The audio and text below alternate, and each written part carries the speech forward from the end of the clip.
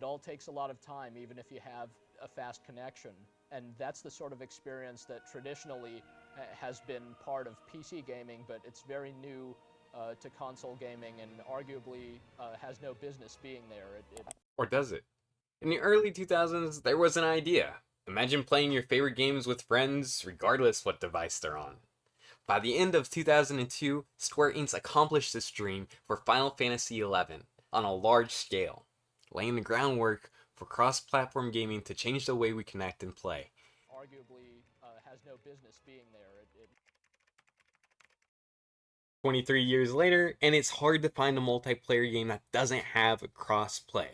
Rocket League, Call of Duty, Minecraft, Fortnite, all of these allow you to play with other people, whether you're on PC, Xbox, or PlayStation, and sometimes phone. But what if I told you each of those games has only been doing that for the last 6 years? And the first instance of this came out over 20 years ago. As a PC game, Final Fantasy XI would be pretty straightforward. Console, it's a lot different, and it's actually been quite an experience getting the game just up and running. Final Fantasy XI, you need to have a PlayStation 2 hard drive, you need to have an internet connection, you need to be ready to pay a monthly fee for the game, and optionally you could also use a mouse and a keyboard. In 2002, it took a whole IT agency to set up one of these cross-platform servers. Not only that, but you needed a PlayStation, an extra hard drive, an internet connection, and a monthly subscription, only to be able to play Final Fantasy XI, which makes sense because it's an impressive development, but they also got to cover their costs. Which, opposed to today, our infrastructure online has gotten a lot better. We've gotten a lot more efficient. The demographics of gamers has also changed.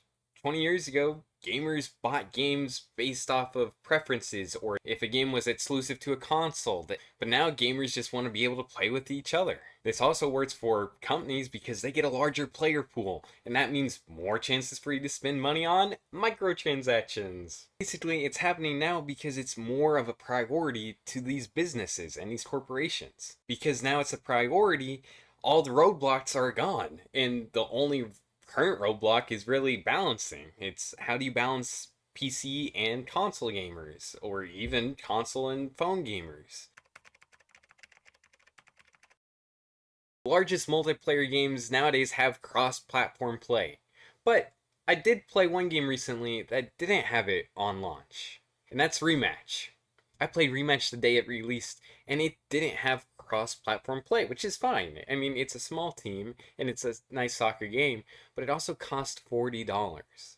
And with a game costing money, as well as not having the cross-play available, servers took north of 10 minutes sometimes to find a ranked game. This is one of the issues that many games will face, being multiplayer and online going forward.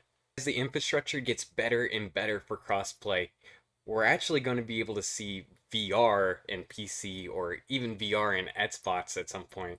I think that would be awesome, and I'm really excited because I think that's what the future has in store. An update. It all takes a lot of time, even if you have a fast connection. And that's the sort of experience that traditionally has been part of PC gaming, but it's very new to console gaming and arguably has no business being there. 20 years ago, it might not have had business being inside multiplayer games. Now I don't think it has any business being outside of it. Thanks for watching. I hope you have an awesome day, and please hit the like and subscribe button.